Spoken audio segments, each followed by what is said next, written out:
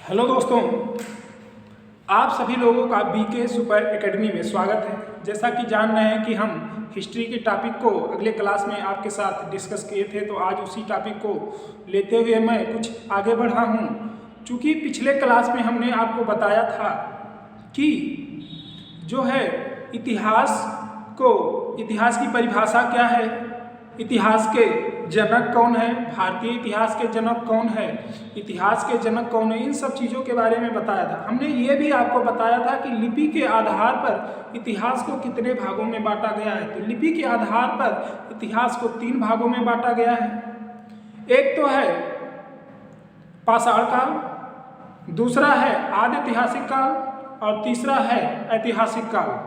ठीक है, इनका एक टाइम पीरियड हमने बताया था कि अज्ञात से लेके जो है 2500 के बीच का जो समय है वो अपना था पाषाण काल।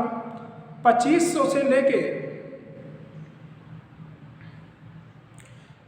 से लेके आगे का जो समय हमारा आया 600 ईसा पूर्व, ये जो था ये था आदि ऐतिहासिक काल।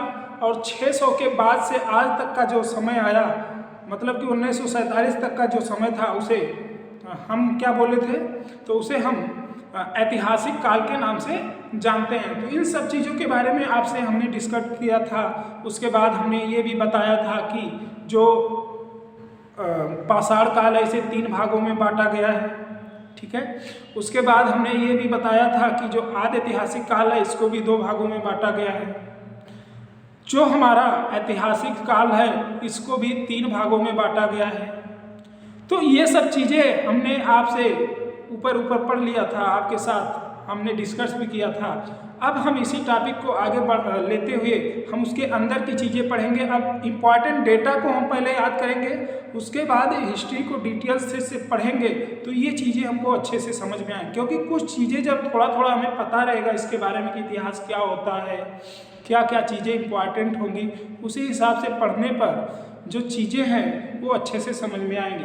तो आइए हम उस टॉपिक को लेके पहुँचे हैं। जो आदि ऐतिहासिक काल था उसे 2 भागों में बांटा गया था। एक तो सिंधु घाटी सभ्यता और एक था वैदिक सभ्यता।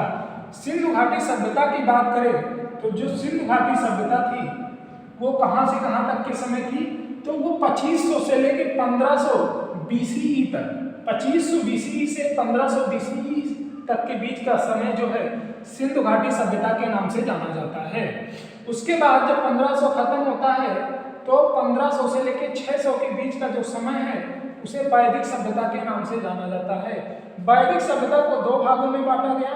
एक को क्या नाम दिया गया, ऋग वैदिक काल, और दूसरे को क्या नाम दिया गया, उत्तर वैदिक काल। ये 1500 से 600 का जो टाइम पीरियड है इसको भी यहाँ पर 2 भागों में बांट दिया गया, ऋग वैदिक काल और उत्तर वैदिक काल।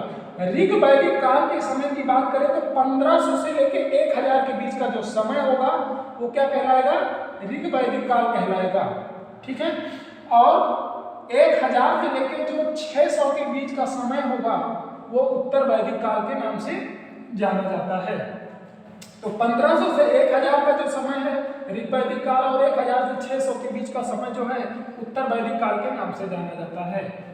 ठीक है, उसके बाद एक इम्पॉर्टेंट डेट आता है, एक इम्पॉर्टेंट टाइम पीरियड आता है। उस टाइम पीरियड का नाम होता है क्या, उस टाइम पीरियड का नाम होता है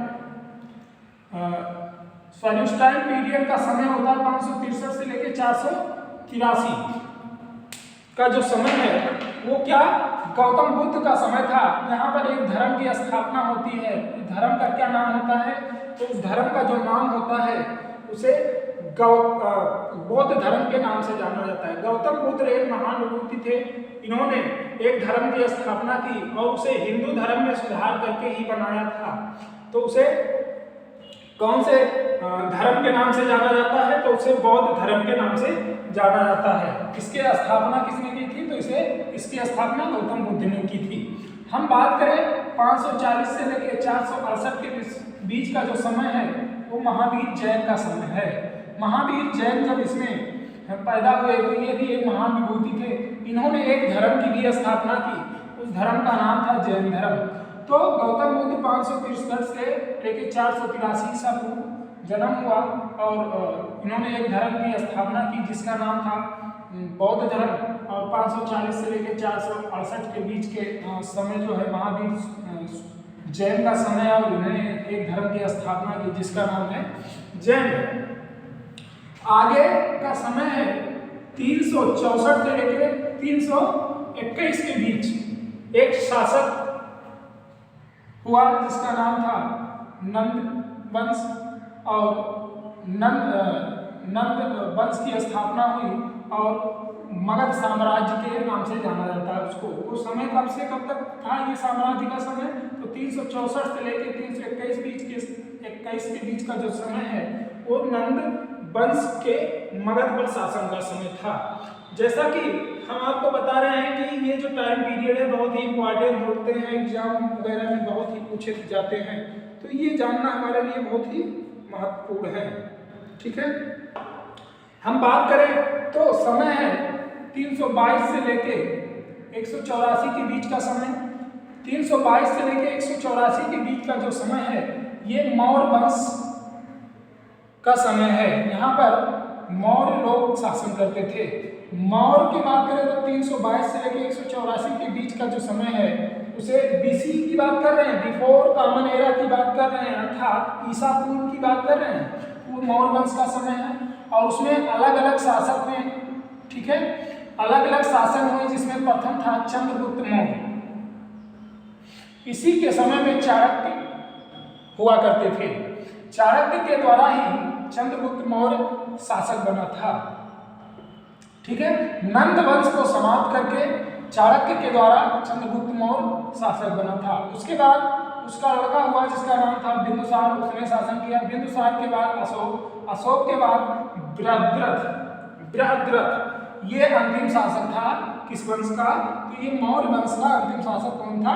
बृहद्रथ। ठीक है, उसके बाद इसमें चंद्रगुप्त मौर्य, बिंदुसार और अशोक के बारे में हमको अच्छे से डिटेल्स में पढ़ना होता है क्योंकि यहाँ से क्वेश्चन बहुत ही बनते हैं एग्जाम में। आगे आ जाइए 90 BC की बात करें तो 90 BC में भारत पर शक लोगों का आक्रमण हुआ। शकों का आक्रमण कब हुआ भारत पे?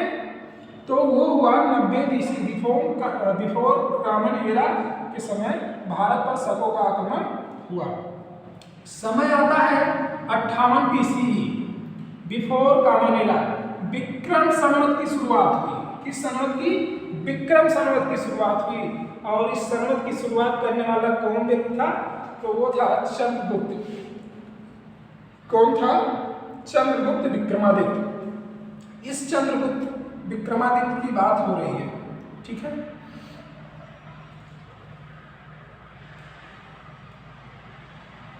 विक्रम संवत की शुरुआत हुई।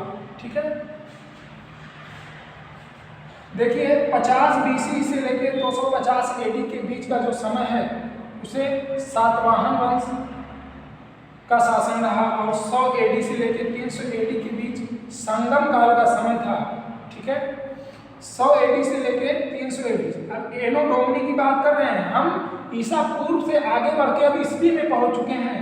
तो वो 100 AD से लेकर 300 AD के बीच का जो समय था वो संगम काल का समय था और ये इस पर शासन हम दक्षिण भारत की बात कर रहे हैं। 240 से लेके 550 AD के बीच का समय था गुप्त वंश।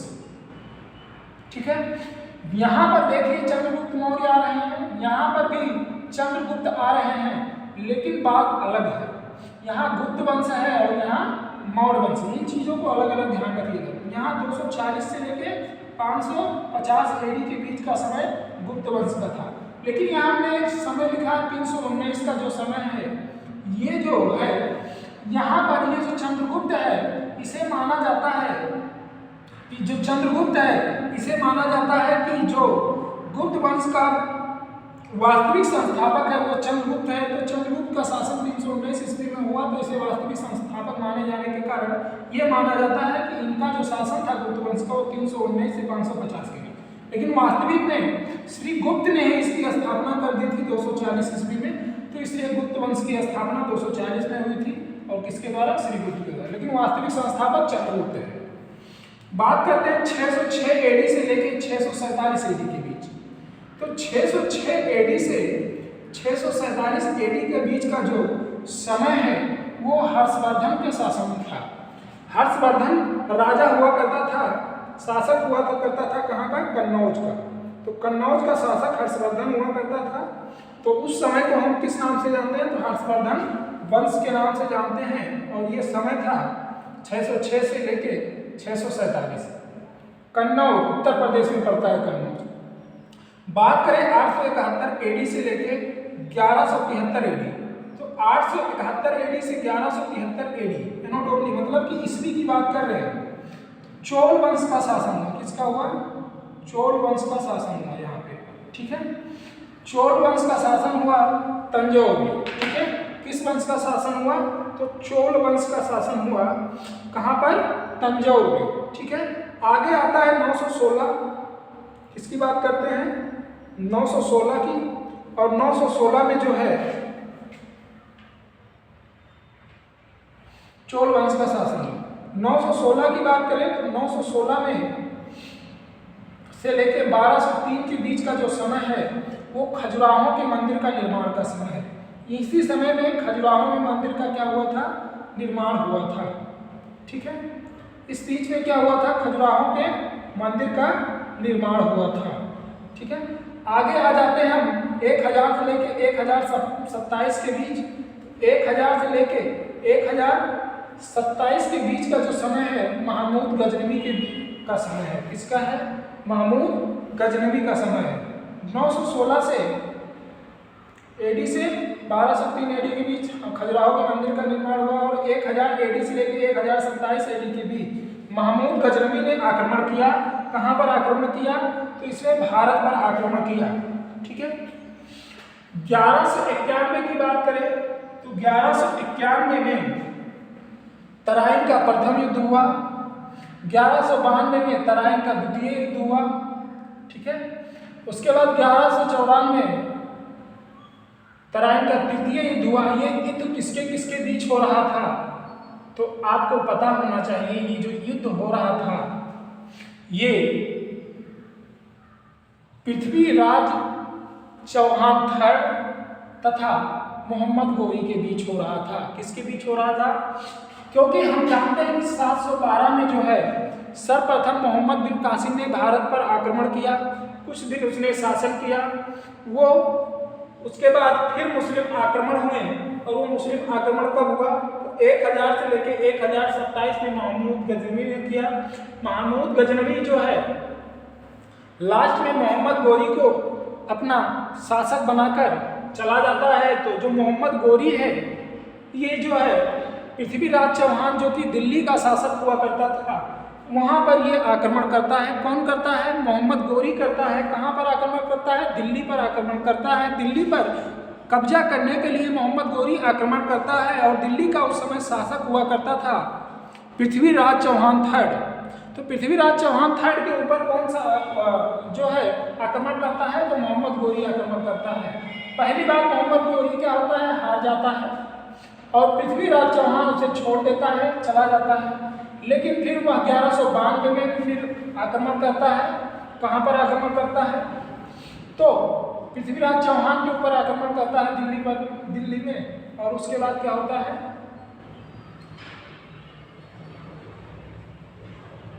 दिल्ली में आक्रमण करता है। उसके बाद ये क्या होता है? मोहम्मद गोरी जीत जाता है और शासक बनता है। चूंकि मोहम्मद गोरी का जो साथ दिया था उसका नाम था जयचंद। क्या नाम था? जयचंद। जयचंद ने मोहम्मद गोरी का साथ दिया था। तो वही जयचंद के साथ भी ये मोहम्मद गोरी बाद में युद्ध कर लेता है। और वो युद्ध कब होता है? तो 1194 में। ये वाली युद्ध किसके बीच हुई? चंदावत का प्रथम युद्ध और चंदावत का द्वितीय युद्ध मोहम्मद गोरी और पृथ्वीराज चौहान। फर्स्ट में पृथ्वीराज चौहान जीतता है, सेकंड में पृथ्वीराज चौहान हारता है। चंदावत के युद्ध में जयचंद की पराजय होती है। मोहम्मद गोरी जो है वो जीत जाता है। उसके बाद बात करें 1216 में, तो 1216 में जो है क्या होता है? तो तराइन का तृतीय युद्ध होता है। उसके बाद समय आता है 1206 का से लेके 1226 के बीच का जो समय है 1206 से लेके 1226 के बीच 1526 के बीच का जो समय है 1206 से 1526 के बीच का जो समय है इसे सल्तनत काल के नाम से जाना जाता है। सल्तनत काल एक बहुत लंबा पीरियड है जहां पर मुस्लिमों के द्वारा शासन किया गया था। तो वो जो पीरियड है उसे हम क्या कहते हैं, GKTSL, ठीक है। सल्तनत काल को GKTSL मतलब कि पहला शासक गुलाम वंश का हुआ, दूसरा जो हुआ खिलजी का हुआ, तीसरा क्या हुआ तुगलक का हुआ, चौथा क्या हुआ सैयद का हुआ, पांचवा क्या हुआ लोधी का हुआ। ये हमने इसको ट्रिक के रूप में लिख दिया है कि आप लोग भूले ना। क्या नाम है इसका, JKTSL। जी का मतलब क्या हो गया गुलाम, के का मतलब हो गया खिलजी, टी का मतलब हो गया तुगलक, यस का मतलब हो गया सैयद, यल का मतलब हो गया लोधी, ठीक है।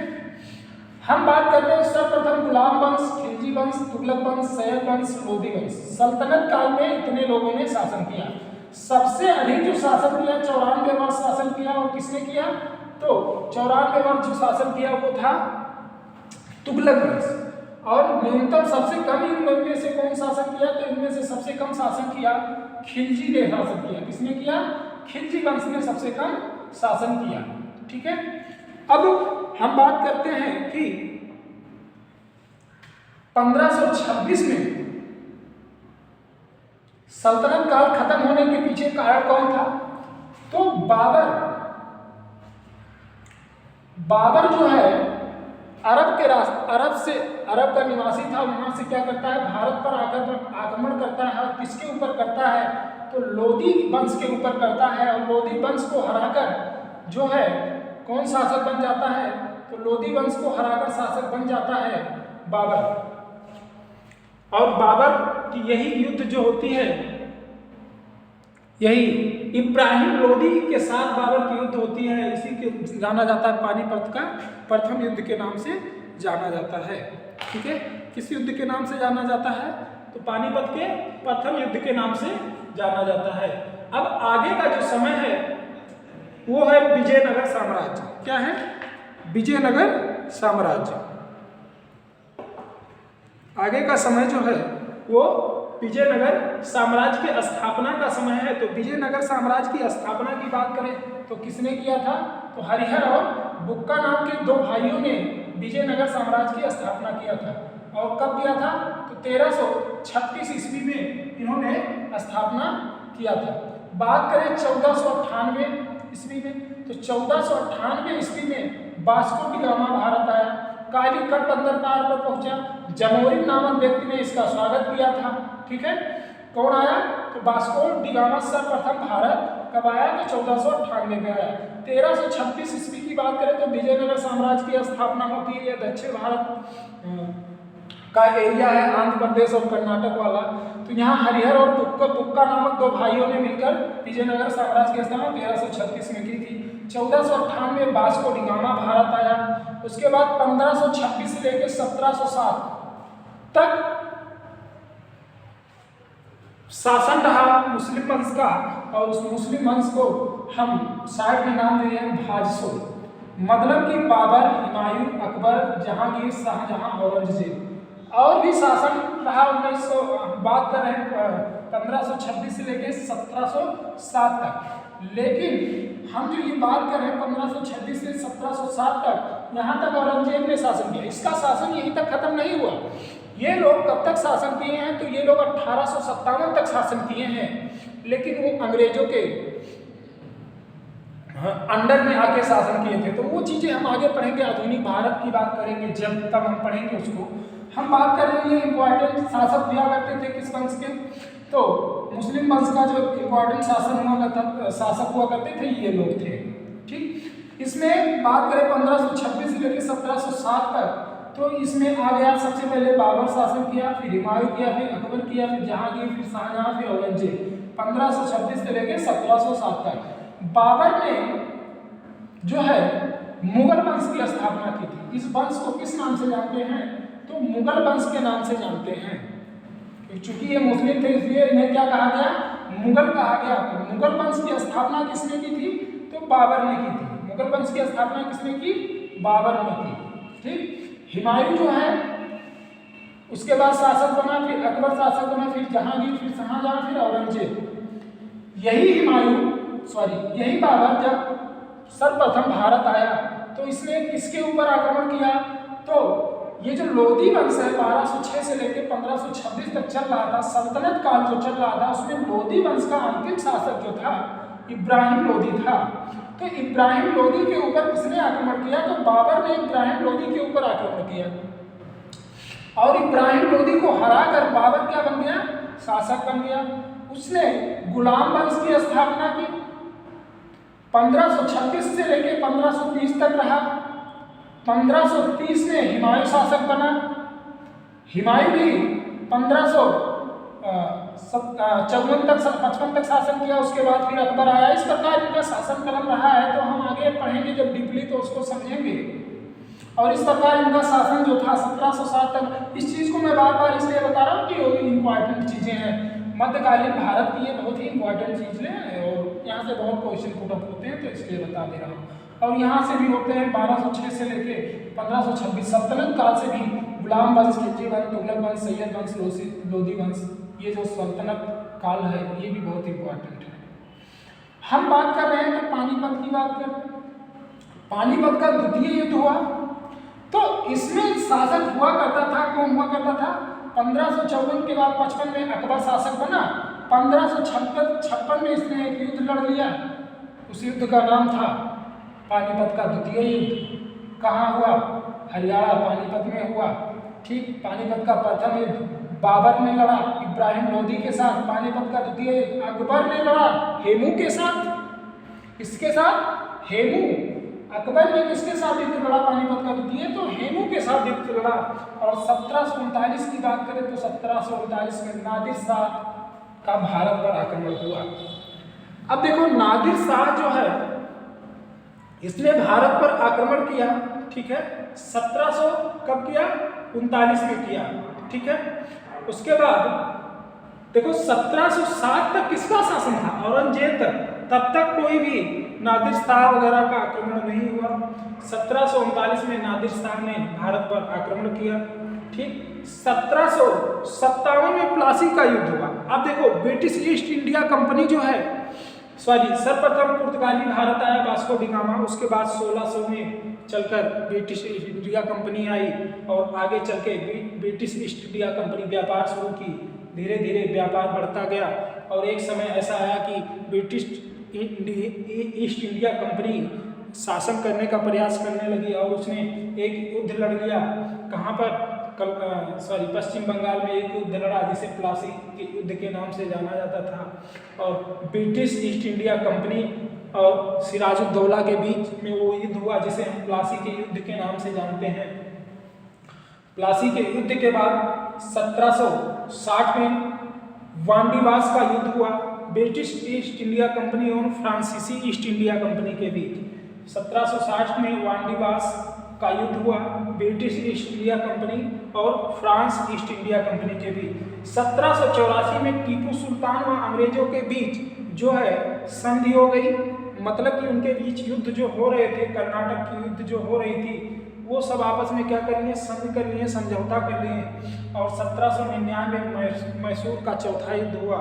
1799 मैसूर का युद्ध हुआ, ठीक है। 1857 की बात करें तो 1857 में 10 मई से क्रांति शुरू हो गई जिसे 1857 की क्रांति के नाम से जानते हैं, ठीक है। मंगल पांडे नाम के एक व्यक्ति हुआ करते थे जिन्होंने इस क्रांति की शुरुआत की थी और 10 मई को ये क्रांति मेरठ से आगे चलकर दिल्ली 11 मई को पहुंचती है और ये क्रांति 1857 की क्रांति के नाम से जानी जाती है। इसमें भारतीयों को लग गया था कि अब हमको एकजुट होकर हमको अब अंग्रेजों के दबाव में नहीं रहना है, हमको हमारे ऊपर ये लोग दबाव डाल रहे हैं, उसको हमको ख़त्म करना है। लेकिन ये लोग जब युद्ध लड़े तो ये खुद अपने लाभ के लिए युद्ध लड़े, इसलिए सक्सेस नहीं हुए, इनको सक्सेस सफलता नहीं मिली, ठीक। अगर यही ये सोच के लड़ते हैं कि हमें अपने देश के लिए लड़ना है तो शायद सफल होते, लेकिन सब स्वार्थी लोग थे, अपने ही लिए युद्ध इन्होंने लड़ा। इसलिए जो है जितने भी राजा हुआ करते थे उन्होंने कहीं भी एक साथ मिलकर इस युद्ध को नहीं छेड़ा, इसलिए ये युद्ध क्या रहा? असफल रहा। बात करें 1858 की, लेकिन इसे 1857 को ही भारत के स्वतंत्रता की प्रथम जो है क्रांति के नाम से जाना जाता है। कि यहीं से आज़ादी की मांग अंग्रेजों से उठने लगी, ठीक है, कि अब हम इनको प्रेशर में नहीं रहेंगे, हमको इनको यहाँ से हटाना है। उसके बाद 1858 में भारत में ब्रिटिश क्राउन का शासन आया। इसी में झांसी की रानी हो गई, तात्या टोपे हो गए, ब्रिटिश कादिर हो गए, ठीक है। यही सब युद्ध 1857 में ही हुई थी, जिसे भारत की स्वतंत्रता संग्राम या स्वतंत्रता क्रांति के नाम से जाना जाता है। 1858 ईस्वी में भारत में ब्रिटिश क्राउन का शासन आया। जब 1857 में एक बहुत बड़ी क्रांति उभरी, जिसे 1857 की क्रांति के नाम से जाना जाता है, तो अंग्रेज की महारानी को लगा कि अब ये जो कंपनी है ये शासन भारत पर नहीं कर सकती। कंपनी जो शासन कर रही है, अब ये शासन कमजोर हो रहा है, अब हमको खुद शासन करना पड़ेगा। और फिर क्या हुआ, नए रूल बनाकर 1858 में जो है ब्रिटिश महारानी के द्वारा ये भारत की सत्ता किसके हाथ में ले ली गई, तो ब्रिटिश क्राउन के हाथ में चली गई। अब वहीं सीधे ब्रिटेन से ही शासन की व्यवस्थाएं देखी जा रही थी। और उस समय गवर्नर जनरल को हटाकर वायसराय नियुक्त कर दिया गया। गवर्नर जनरल का पद खत्म कर दिया गया, क्या बना दिया गया, वायसराय बना दिया गया। और 1861 की बात है, इंडियन काउंसिल एक्ट आया, इंडियन सिविल सर्विस एक्ट आया।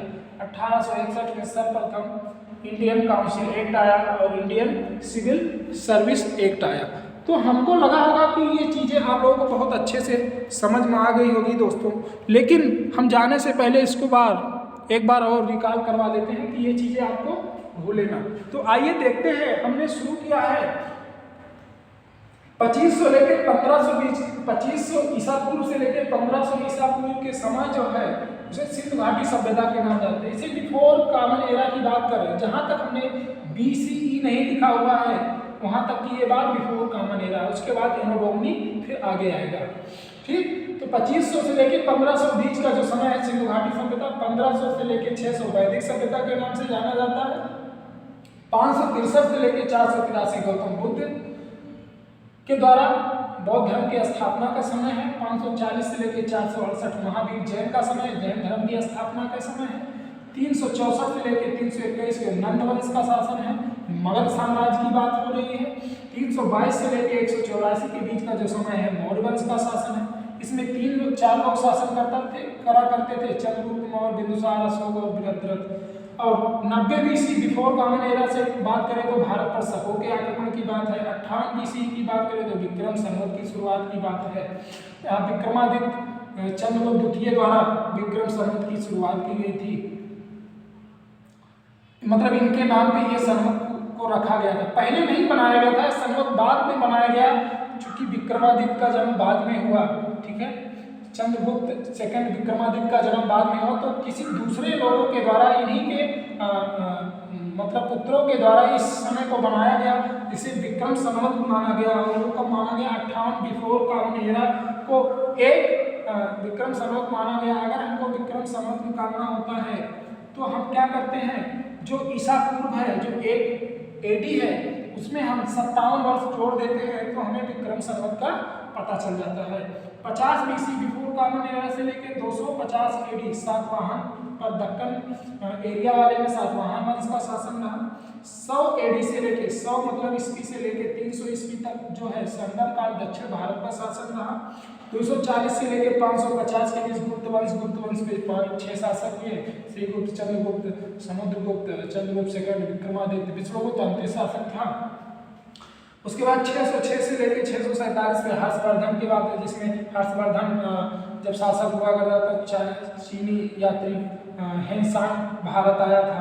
उसके बाद बात करें तो 871 से AD से लेके 1173 AD की बात करें तो यहाँ चोल तंजौर वंश का शासन था। 916 AD से 1213 के बीच में खजुराहो मंदिर का निर्माण हो गया था।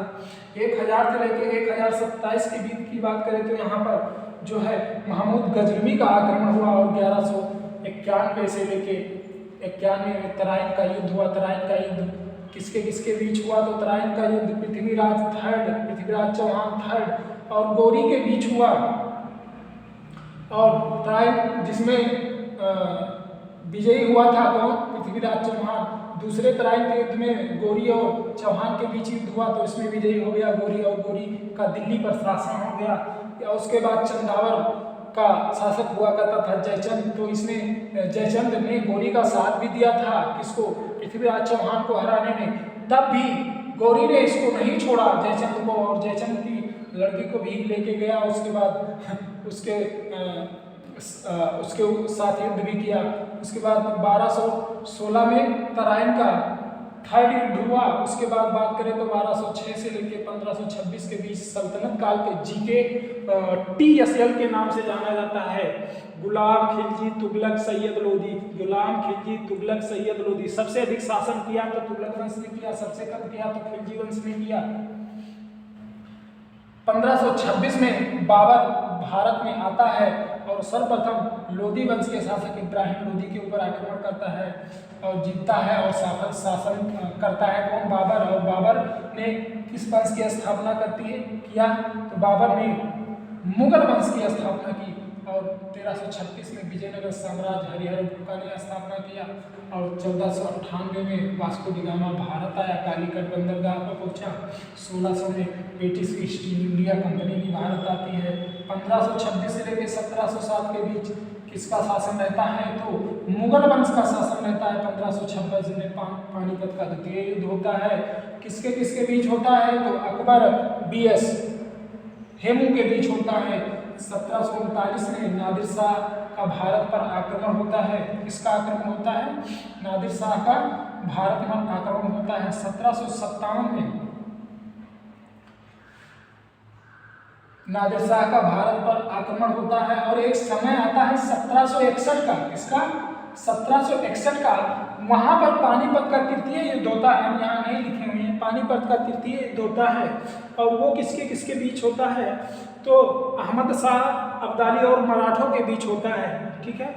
1757 में प्लासी का युद्ध होता है, ब्रिटिश ईस्ट इंडिया कंपनी और सिराजुद्दौला के बीच होता है। 1760 में वार्डनिवास का युद्ध होता है, ब्रिटिश ईस्ट इंडिया कंपनी और फ्रांस ईस्ट इंडिया कंपनी के बीच में होता है। 1784 में टीपू सुल्तान अंग्रेजों के बीच संधि हो जाती है।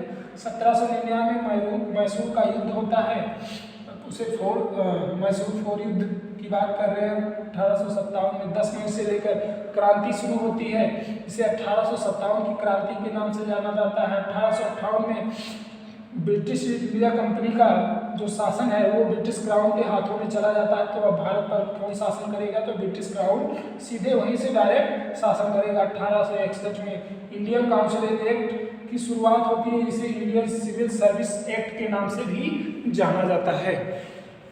तो दोस्तों, जहाँ तक हमको लगा होगा कि हमारे द्वारा बताई गई ये जानकारी आपको अच्छी लगी होगी, ये जो वीडियो है आपको अच्छे से समझ में आया होगा।